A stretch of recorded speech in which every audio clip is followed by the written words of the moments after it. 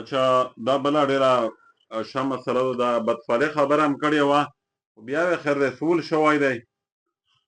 ویسو سره پې پوهوي ځکه چې دین خبرې دي. یکه یوه هم بې قیمته نه دو، که وړی وي که غټه وي شري وکړو. دوه ورځه وشي، درې ورځه وشي چې پنځه فذکر ان ذکر تنفع المؤمنین.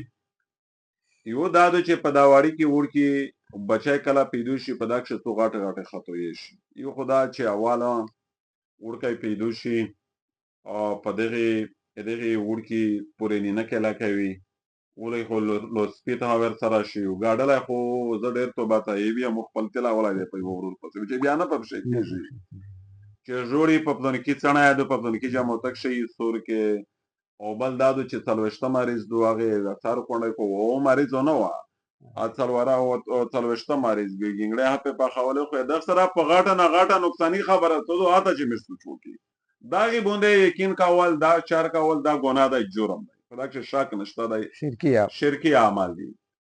غټ نقصان دا شي مفتي صاحب چې دغې بچي چې کومه مورکۍ وي، مورکۍ د نفاسه د بچي د پیدایش نه وروسته وینه دریمي هغې وینې د پوره ځینې علاقې کښې داسې هم اورېدلي دي لیدلي دي چې 40 دن پوره انتظار کوي. دې ته دا پته هم نه لګېږي مطلب چې که زه په یوه ګنټه نه وروسته هم مطلب صفا شی مونه د بلډینګ ودري مطلب وینه بند شي، زه بیا پوکه روغه رامیټه شده یې زو لمونځ کوه، زو روژه نیسه و زو شرعي احکام یې پابنده ګرځه. دا شی نشته. یعنې د بچونه وچ ورته نوسي تر 40 شپې پوره او په دا کښې که دا ته مطلب ډېره طهارت روغلی وي، نه لمونځ کو، نه روژه نیسي، نه شرعي احکام به جاوري کوي. دا یو دومره غټ جرم دی چې په دا باندې خو فرض ترک فرض در درېمي او مطلب ډېر غټ ګناه خبره ده. که په یوه ګنټه نه وروسته یې وښه د پوکه شي فورا د هغه شرعي احکام به جاوري کوشش کوي، په غیر رنګېدو آل وګرځېدله.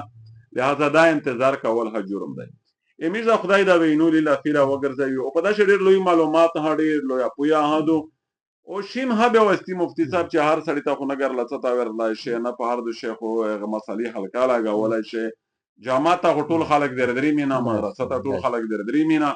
امیر سره مسلمون امت سره د خپله اوز د ورسولی د پوره دا یو پوره مهیا دی او الله جل شانه د دا د میشه په خالص نیت باندې مبني. یعنی مقصد دا دی چې پنځم مریض لسم مریض پوکه شي نو خامخا د 40 دن ته هر ټیم او په 40 دن نه بعده بیا فورا منځنه شي